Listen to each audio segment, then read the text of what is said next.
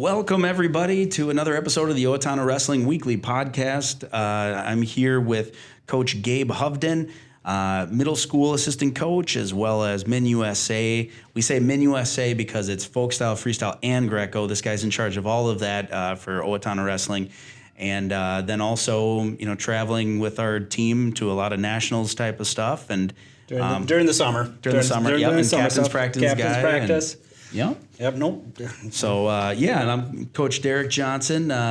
We're wrapping up our fourth season, but first I'm going to go over our sponsor. Thank you again to Owatonna Glass for sponsoring this podcast, but also a lot of other initiatives for the Owatonna Wrestling Association and wrestling in general.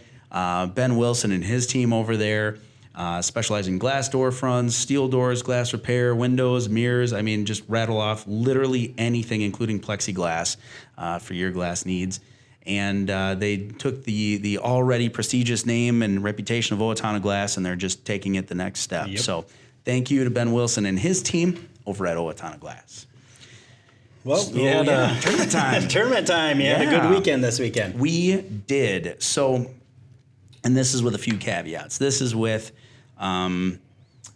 Trey Hyatt, one of our best wrestlers on our team, out for the rest of the season due to knee injuries, and he's been dealing with that forever, but more acutely lately, and so he tried gutting it out for team sections, but either way, we wish him a speedy recovery because he's just a junior, so not all is lost. He's been to the state tournament twice, and he's looking to gear up and be one of the bigger leaders in the room his senior year. So I know it's not the way he wanted it to go. This reminds me a lot of Lane Karsten last year with the broken foot and torn tendons at that exact same time. Also in a crazy stack bracket. So even if he had some, anything left in his knee, he had two guys that should be ranked in the state, Kaden Staub and Brody Ignashevsky. So without that, and then Jacob Ricks at 127, who's been filling in really great. He ended up having the flu and wasn't able to wrestle either. So we're down 2 weight classes, 11 kids competing. And with that, we had everyone but one place. Riley Kreeger was fighting a bar arm and definitely did some sort of damage in his shoulder. So he didn't place. That was his first match of the day. But he was also in probably the most stacked bracket next to 145 was Zan Engels from Northfield and Nick Corman from Albert Lee. But everyone else, so here's how the day went. We figured we were going to get 6, and if some crazy stuff happened, we could get as many as 8. We got 6, not quite exactly the way we thought we were going to get 6 guys going to state, but we started off, Kaden Lindquist, by and far the favorite in the section. He ripped through everybody, Tech Falls all around, for his second section title already as a freshman, but third time going to state. Okay. He looked impressive, and he's looking to roll. He's, I think, 100% health or close to it now, which is great to see, and he's ready to go.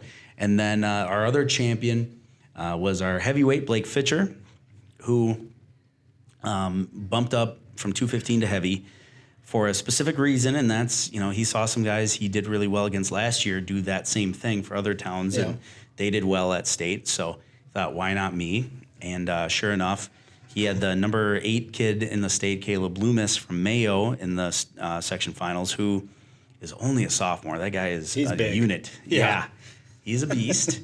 But he handled it really well. The entire strategy for him had actually played out, exactly what we were trying to convey to him, where, hey, if you, with a big dude like this, you just don't want to get caught underneath him. And if you can tire him out, then we start scoring points. Well, so we said 0-0 after the first is fine. That's how he ended. Yep. He was partially due to this guy was covered in sweat, like absolutely just... Every time he was trying to drag, his hands just flew off. Slipped right off. And that's his whole game in neutral. So poor Blake couldn't, fire off what he truly wanted against him. Second period, went to town on top, got a bar arm and ran it, and got 3 swipes.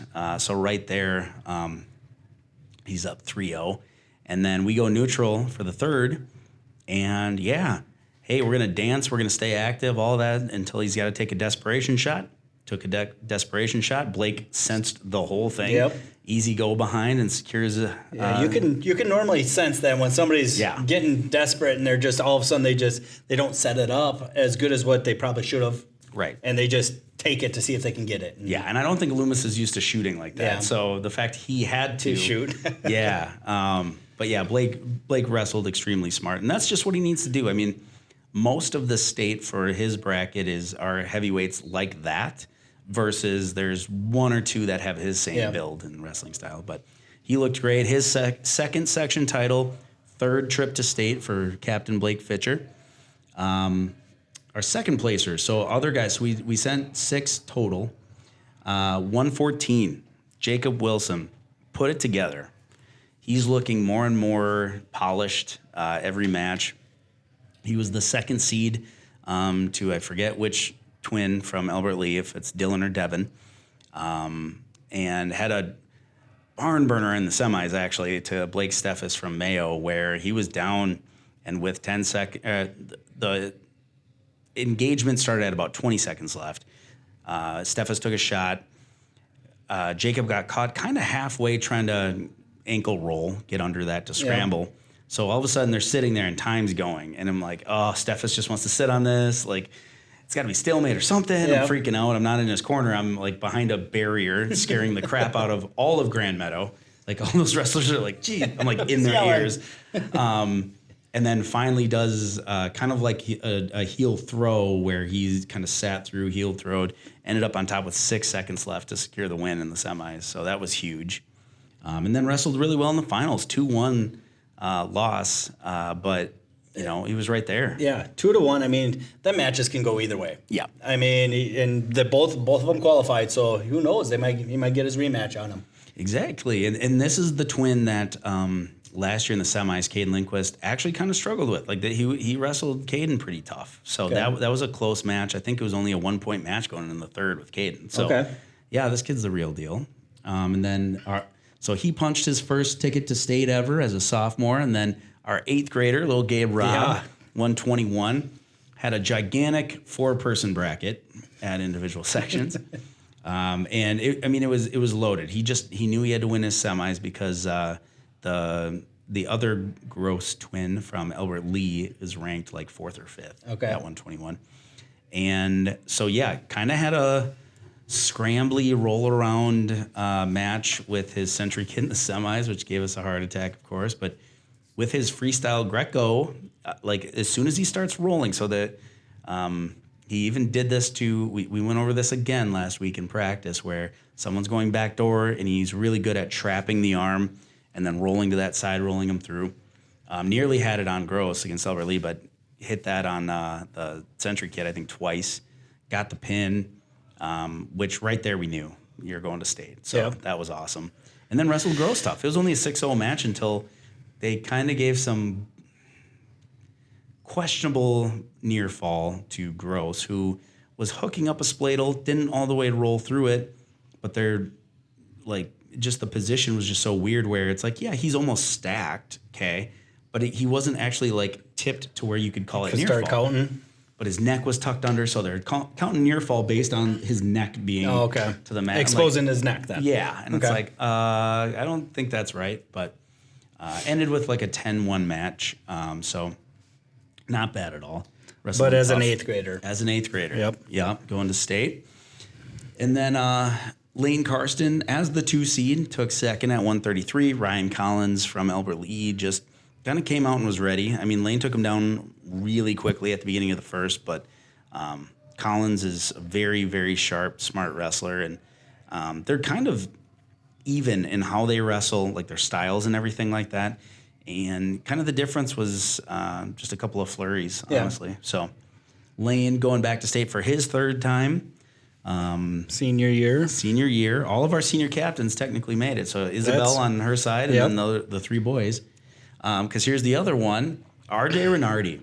So of all the brackets in Section 1 AAA, 172 had the most parity to it, where...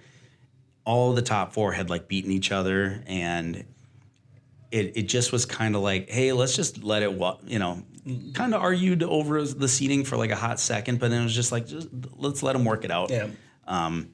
So he lost to Brecken Wacholtz, who's ranked from Albert Lee in the semis, but actually finished that third period like hitting some stuff and I think kind of believing in himself again, like gained self-confidence as he was, I mean, Wacholtz almost had a tech on him, yet he started scoring again.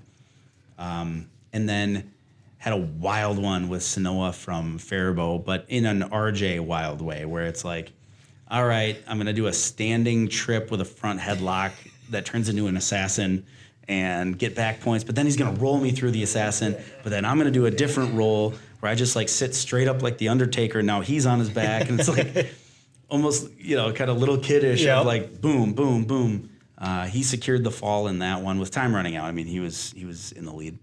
And then, so that was his third place match. And then, you know how hard that is to come all the way back. And so he's got a true second against Logan Nelson from Mayo, who's a solid wrestler. Nothing special about him, but just crazy strong and fundamentally sound. And with RJ, I know his style doesn't jive with my style as far as what I'd like to see him do. But it's like, okay, here's the deal. Expect the shot. Get ready to catch it. If you're not going to shoot, if you're not going to do everything, expect it like you're going to end up in an underhook every time. And he just ran with just that note. And instead, he took it like 1,000 miles an hour where he was expecting the shot. As soon as the kid shot in, jacked it up through it. Yeah. Over and over again, jacked it up through it. And I got the fall that way. So basically, forearm on the thigh. Yeah. Just sat there and waited. And it was like, perfect. Do that then. Let's go. Like, he's so good with his hips, and he hits it at full strength and speed. It was good to see. So those were our 6 that qualified.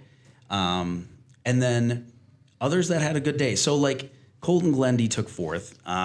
Mainly he would have taken 3rd. He's been dealing with some nasty hip flexor issues, like getting an MRI done, basically. So he had a rubber match in the semis with Sam Harner from Northfield. They had each beaten each other, and it was pretty evident that whoever wins that match makes it to state because there won't be a true second from that side. And because Calder Sheehan of Mayo, second-ranked kid in the state, is on the other side. So Glende, that match didn't really go the way he wanted. But just over a few flurries, like yet again, just a couple of takedown flurries that didn't go his way. But then very evident that his third place match was going to be painful. Like he was hobbling around. So he warriored it out, went the whole match, ended up losing by 2, and it's really close to senior Maverick Attic. So Colton's a freshman and losing barely to a senior. And the winner of the bracket, Calder Sheehan, senior.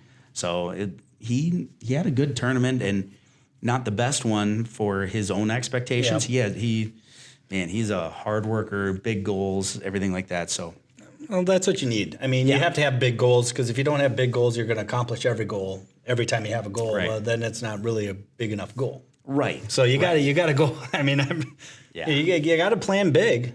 And if you don't, I mean, you're never going to achieve anything. Exactly, and it's about riding that line too. Of okay, you lost in the semis, and that was devastating per your own goals. But how do you respond now? Yep. And even knowing like, hey, there's nothing besides pride to wrestle for, and he did it. Yeah, he put himself out there. That was incredible. So kudos to him. He took 4th. Parker Casas took 4th and was in every match. So when is he ever out of a match? I know. He was. He lost his first round. Every shot he took was so good, so deep. It's just he was wrestling a slick wrestler who could feel these positions a little better than him, and that's the part that cost him, and that was it.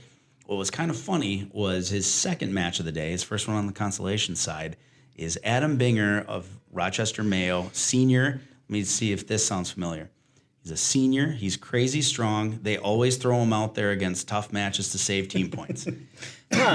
So sounds familiar. Yeah, it was like Parker going against his like red-headed doppelganger, going head-to-head there. And this is a guy who slowed down Lane to the point of Lane only won by like 3 in the duel. Like, he's that tough. Yeah. And so didn't need to prep him much. Just go out there, got to be very careful because he's like a Sladle guy. But outside of that, just take care of business. Parker goes out there, and I think Tech fouled him. I forgot to check, but just destroyed him. Just destroyed him. And this is a legit kid. Once again, like they send him out when it's time to slow down Michael Olson from Albert Lee. Like these big names, this kid can do it. And Parker teched him, like just ripped him apart. So yeah, he went 1 and 2 in the day, 4th place. But I love the fact that in talking with Parker, he was like, I'm proud of myself. I'm proud of my career. I'm like, oh my God, yeah, thank you. I'm so glad he has that perspective because, it can be a lot. It can be a daunting thing to, hey, go out there, save team points over and over and over again. And this was the first year he could wrestle his good competition weight. Yep. And some kids, that's, I hate saying it, but that's their job. And as a teammate, that's a very important job. And the weights that he's been at, they've been solid kids. Yeah. I mean, year after year after year, whenever he gets thrown or he has that spot, he's wrestling a number 4 ranked guy or number 3 ranked guy. It's not like he's just wrestling. I mean, look what he does to guys his own caliber, unranked. Yeah. He destroys them. Mm-hmm. But he's just one that had to wrestle all the tough kids. Yeah. Is at that weight. Yeah, so that was great. Good for Parker. Way to end on a day that he felt really good about. Yes. And speaking of that, both of them, honestly. Carter Flatland took 4th, bumping up from 160 to a full 189. He weighed in at like 190. Oh, he did put on the weight then. He did. And still has abs. Yeah. So it's like, that Flatland cocktail at home plus the crazy lifting. I don't know. There's something going on. But I think it's that pond behind their house. There you go. Yeah, very, very hardy boys. And he looked great. So that was the other part is he took 4th, but he was in a stack bracket. Yeah. He had 2 ranked guys, Carter Funk and Owen Murphy. And then Triton Cox from Albert Lee had beaten some legit kids throughout the season. Yeah. So wrestled tough, looked pretty dang great. And for him, it's like, okay, you know what? Next season, 215. Let's see if you can fill out 215. Yep. I know football wants him north of 200 for linebacker. Yep. So that would be great. And he felt great about his day. He came off with a smile, even after his last match. So, and then Ryan Feltz, 215. So with Blake Fitcher going up to heavyweight, we had room for Feltzy at 215. And, I mean... I got to ask, what did he actually weigh? He got up to... Did he get up there? No, he ended up being 196. Okay. So he was bragging, I think only a couple of days after the wrestle-off that, hey, I weighed in at 199. I was like, oh, my God. It's like, yeah, I'm going to, try to pack it on and everything. I'm glad he didn't go crazy about that. But wrestled tough. He's got to be proud of that. And he was. And then he got to have revenge from 2 seasons ago. He filled in last minute for individual sections that year at like 170. And same kid that had beaten him for 6th and 7th. Okay. For 5th and 6th. And they have a 5th and 6th rematch here at 215. Okay. Took him apart. Really? Like, good. And he was ticked off. It was a mad Felty. So that was satisfying. Came off and like just so pumped. So for him to finish his home career under the lamp against West with a big pin, and then to finish his high school career definitively with a pin in front of a big crowd at Mayo Civic Center. So cool. So happy for that kid. So that was awesome. It was just an overall, once again, we were looking for 6, knew there's a possibility for like 8, and to still grab 6, even with a few injuries, was pretty great. It was pretty successful. Good job this weekend. Yeah. All around. Oh, and also a shout out here. So one of our coaches. I was just going to bring that. I was going to stop you. Sorry, good. Go ahead. Good. You can take it. You. Yeah, so I had nominated Coach Josh Woodrich a few times, and this year he got it as the Section 1 AAA Assistant Coach of the Year. We were able to keep it a secret, which was great. His dad kind of snuck in and was there for that, and it was cool to see. This is a guy who I mean, this isn't even his duty that we've assigned, but he's like the mat boss guy, and keeps the managers on task with, the filming and stats and everything like that. On top of the fact, he's technically my strength and conditioning coach as a part of our program. Yeah. So on top of being head JV, he's our strength and conditioning guy. And I mean, you know how much time we put in the off season this past year. And he was a big part of it. He was picking up days left and right when people weren't able to go. And he's always willing to do that. He's extremely dedicated, always great for things like that. So it was only natural that he should get that. Yeah. He earned every bit of that. One cool thing that was, all of a sudden someone pointed it out, where of the head and assistant coaches of the year, the 3 classes, so 6 people won the award. 3 were Owatonna alum. Yep. So, yeah. You had Tyler Vogt of Albert Lee as the head coach, which the head coach awards are always just the section champ, the team champ. And then assistant coach, AA, Mr. Travis View, Casas and Manorville. So that was cool to see. 3 of the 6 awards went to Owatonna alum. It just How'd that make you feel? It makes me feel good that it just goes to show where, I mean, everybody's expanded out. Yeah. Different places in life where you got to work or where you're at. And Owatonna wrestling's still sticking around. Big part of that. And wasn't that basically the late 90s, early 2000 generations, or mid 2000 generations still hanging in there? Yeah, those and early 10s, right? What year did you graduate? 11? Okay. With Woodridge? Yep. Yeah, okay, the 11. Yep. Mr. Scott Summer off camera there of Summer Media Solutions. Keeping an eye on us and making sure we do everything. I talk close enough to the mic. Yeah. I get the head nod every once in a while. Yeah, no, it was a great day for Owatonna wrestling. Once again, like, to put it in perspective with, we don't have a deep section, meaning like 7-8 teams or anything like that, but we tied Northfield for a number of kids going to state. Yeah. We, Albert Lee was all in, and I think they had like 9 qualify or something. Yep, we expected that. They're senior heavy. They're all like stacked from 45 on up with seniors, so we knew that was going to happen. But yeah, we got to feel good about it. So that's a total of 9. Yep. 6 boys, 3 girls. So that's still great. It is, yeah. Still great. And that brings up State Week. State Week. Well, I'll take this right here. Yeah. Just say, hey, Friday, Saturday, State Week. The OWA does have a suite with tickets available to, first of all, where the individual parents get first shot at them. Yep. And then after that, we're going to be opening it up. I don't know when. So it's going to get opened up to the public. So we're recording this Monday. Yep. And everything happens really fast State Week. So we will know ticket amounts and then the leftover amounts probably by Tuesday. Yeah. So when this goes out, Tuesday. So I'll just read it straight off. Thursday, Team State. We have tickets available to anyone that wants to purchase for the suite. Contact Mike Meger at meger.mn gmail.com. For Friday and Saturday, the first dibs at purchasing these at $80 a person, and it is for all 4 sessions? Yep, so they're required to buy all 4 sessions, which, to put it in perspective, we're charging $20 per session. It's usually $17. Yep. So just a little bit more expensive, but if you're just like, hey, I only want to go Friday or only go Saturday, sorry, for the sake of these suites, it's all 4 sessions combined for $80 per person. Yep. So same contact, Mike Meger at meger.mn at gmail.com to request your tickets.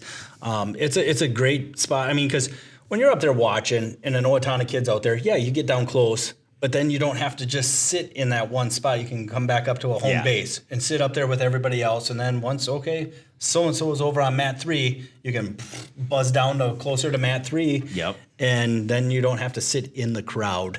Yeah. And have some other parent, and you're just sitting there and you have no idea who's wrestling and you got somebody screaming behind you the whole time. It's like, it's a good spot, good price just to go up and relax with all the Owatonna fans. Yeah, and other towns, like Chatfield does it. Yep. There's other more prestigious towns that do it. And we just thought, last year was a great example of how tough it can be to find spots in your Yes. mats where one town had their first ever state qualifier. Congrats. They took a whole section up, like 5 rows, just insane amount of people. And it's like, okay, so they were just entrenched there the entire session. And it's like, cool. So now it's like a little bit better. We have that effect up in a suite. You scoot down, watch, close by the mat and everything. But now you have a place to kind of reconvene and chill. And and at a great price. I mean, $80 for the whole tournament. Yes. Yeah. And and you got a spot to sit and where you can actually stretch out too. If you want to get up and walk around, your seat's still there. Yes. Yes. So and as soon as you get up to go to the bathroom, you don't have to worry. Somebody else doesn't have to sit and save your seat. Yeah. You got a spot. So, again, contact Mike Meger at meger.mn at gmail.com. Yeah. Or if you have his phone number, text him. Right. And once again, what Coach Hovden said was we're not at Team State. We were required to reserve the Team State sessions as well for the suite. So we have those available. If you were planning on going to watch team anyway, it's, once again, a great price, $20 per session, so $40 total for that day. Yep. And it's not, for that day, it's not like the families of the Minnesota State qualifiers. Right now, it's already open to whoever wants those tickets. So that's great. I'm going to go over real quick what it looks like for bracket-wise for state. So we have, of the 9 kids going, and the girls is a little different. The girls, you just have to win one match somewhere to automatically then qualify to place, to take 6th at worst. So all of them have a legit shot. But of the 4 that have the best chance of making the semis, it's probably Kaden Lindquist at 107. He's got a clear path to where you got a really good draw as far as who's on his side and everything. Blake Fitcher as well has a really good shot at just taking care of business and making the semis. Lane Karsten actually has a decent shot. As only a section runner-up, his draw isn't bad at all to where he also has a great shot. But the little bit more for sure ones are like Isabel Townley should make semis at least, and then get revenge on Ava Schultz from St. Michael to make it to the finals. Or like Aaliyah Fisher has Calise for the 4th time this year, 5th time. This blows my mind when I was looking at this. Why would they do this? That's her runner-up from her section. She has first round. Why would they even? I mean, okay, they seen it happen on the draws. They should redraw. Yeah, and then redraw it. I mean, that shouldn't. I'm sorry, my opinion. That should not happen. You should not have to wrestle the same person you just wrestled to get to the state tournament. It's crazy. Yeah, it is crazy. So, yeah, those 4. So Lindquist, Fitcher, Townley, and Fisher all should make semis, if not better. So those should be 4 state place winners. Once again, of the other people, Lane Karsten has actually a really good shot. Michaela Salee, you just got to win one match, so you have a really good shot. Yep. And then the other ones are, it's imperative, oh boy, you better win first round, because the second rounds are all hammers. And how it works, it's not double elimination for the boys yet still, in terms of if you lose your first, you better bet the guy who beat you wins the next. Otherwise, you're just out. You're out. Yeah, one match and done. 0-1. Yep. So their draws, the way it is, Wilson, Robb, and RJ, oh boy, you better win that first round because your second round is going to be the match of your life. But if they do that, then who knows? Then we're in the consolation side. We're just, you never know what's going to happen back there. People get dejected. Some people quit on the consolation side. So there's always shots, but at least keep yourself in the tournament so you can see that path to making it to the blood round and beyond. But for the first year, last year we got screwed on our draws so hard. The year before that, very bad. This is the first year where it's like almost across the board. It's like, oh, look at this. So we're excited about that. Like the karma came back around or something because we have some legit shots here. So. Yeah, and I mean, good luck to everybody up there. I mean, to make it to state, it's not easy in Section 1. No. I mean, yeah, some of the kids only had 4-man brackets, but it's tough. It's not. Yeah. It's Section 1 is not a pushover. Like, and I'm not saying other sections are pushovers, but I kind of am. There are some. In AAA, there is some. A and AA, AA is crazy balanced. Yeah. But it also has the most schools. Yeah. But AAA, I will say, there's some sections where it's like there's not a lot of AAA schools north of the metro. There's not a lot, northwest of the metro. And so it can be a little dodgy, whereas no matter what, hey, we're in rural Minnesota, but Section 1 is nasty. Like all classes. All classes. That was such a fun day to watch.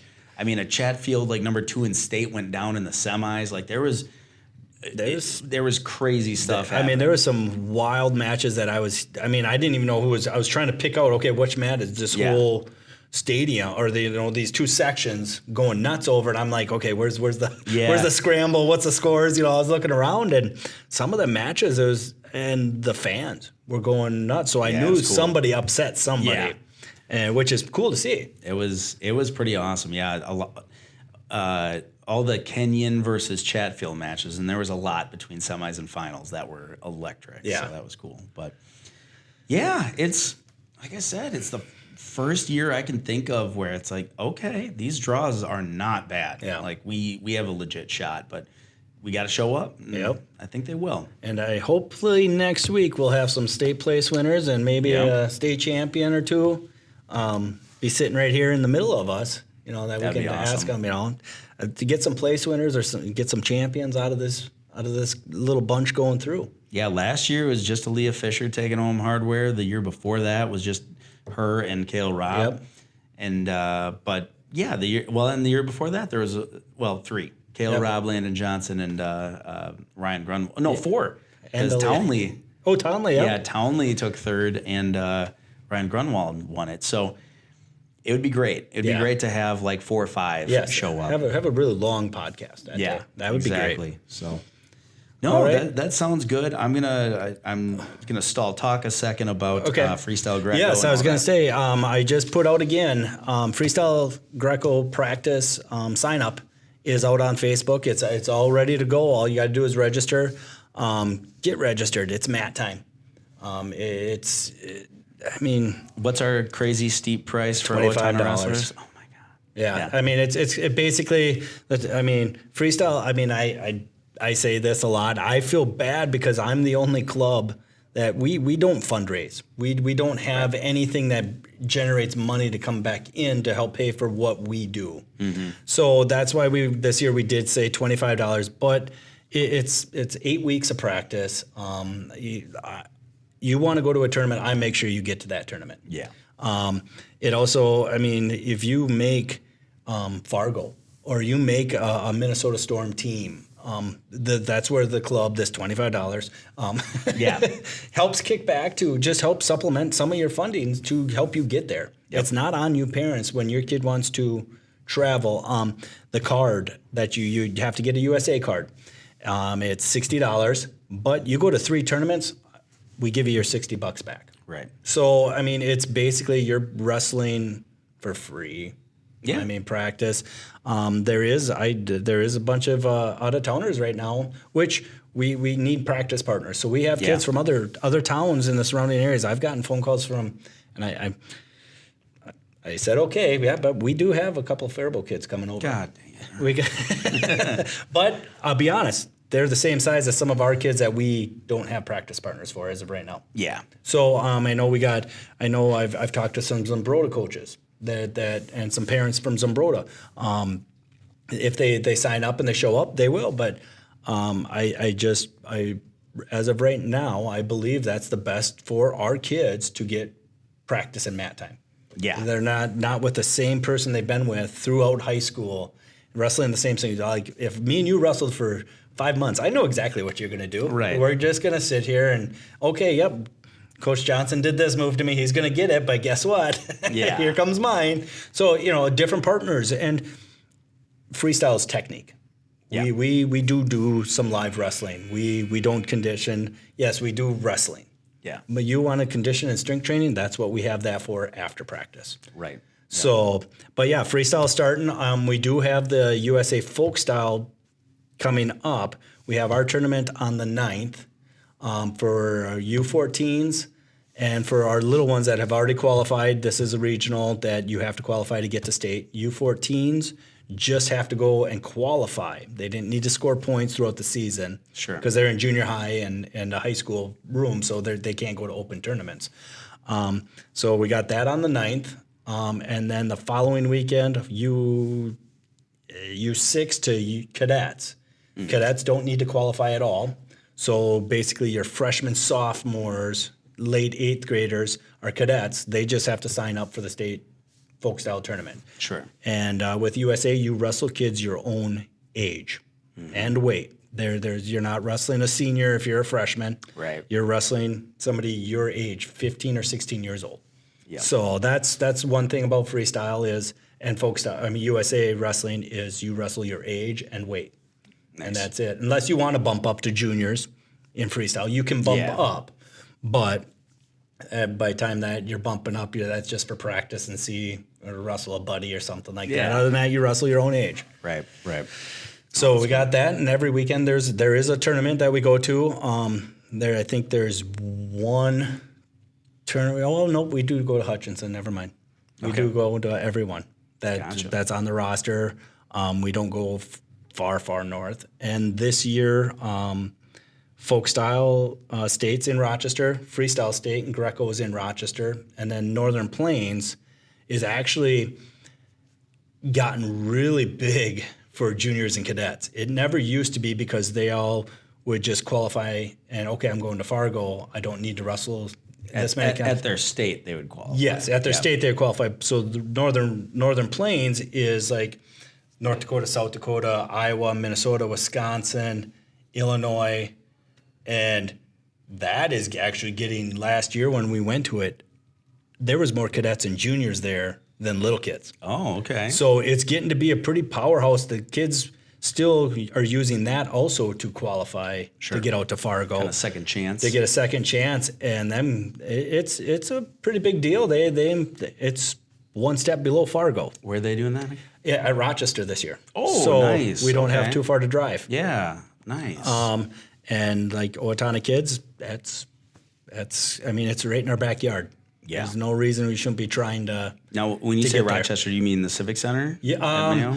This year, I think it is going back to the community college. I'd have to look at RCTC. Okay. Yeah. I think they're going back to RCTC this year because and maybe we have one more. They have one more year contract. That's how they do it. They just have to sign a contract with someone. But I know a lot of people want to get back to RCTC. Yeah, having it all in one gym would be great. Yes. Yeah, the running back and forth. It would help some of us under staffed coachings. Yeah. I mean, it's not like I had 50 kids, but when you have a U14 and a cadet that weigh the same in two different gyms, and they're popping up at the same time, it's a little bit of a whirlwind. Yeah, so that's nuts.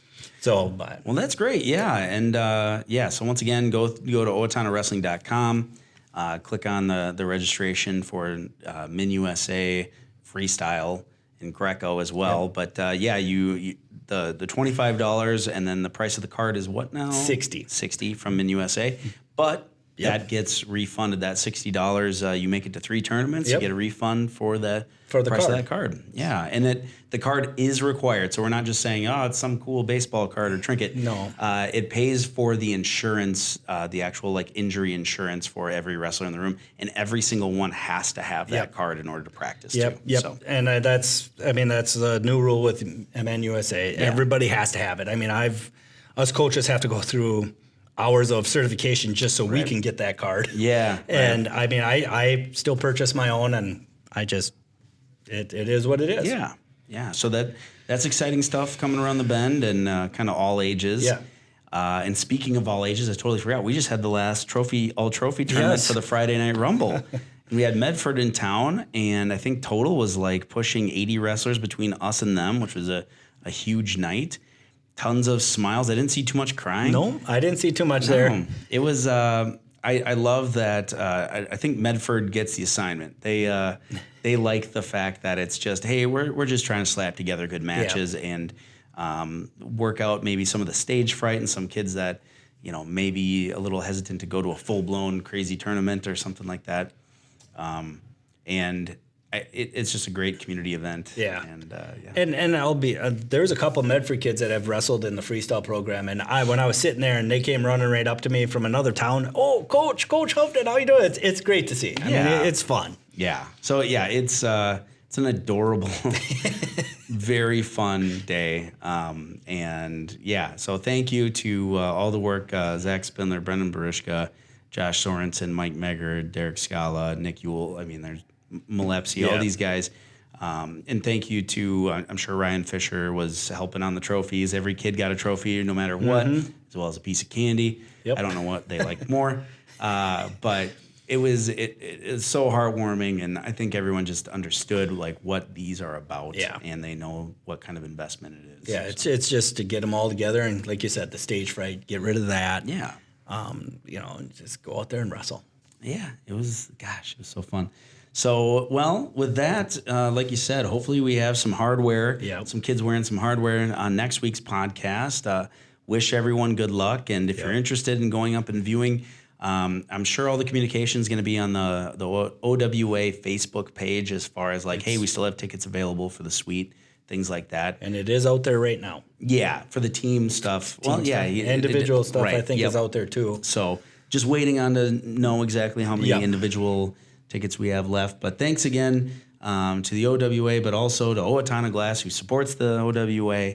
Ben Wilson and his team. Yeah. Just love having great community support like that, and you're the reason this thing goes. So thank you so much. You got anything else? Good luck this weekend. Yeah, thank you. And I'll be pounding 5-hour energies. Here we go. Yep. So good luck to all the wrestlers. Yep. Good luck to them. So, take care. And next week, we'll have a bunch of state champs sitting here. I hope so. See you guys later.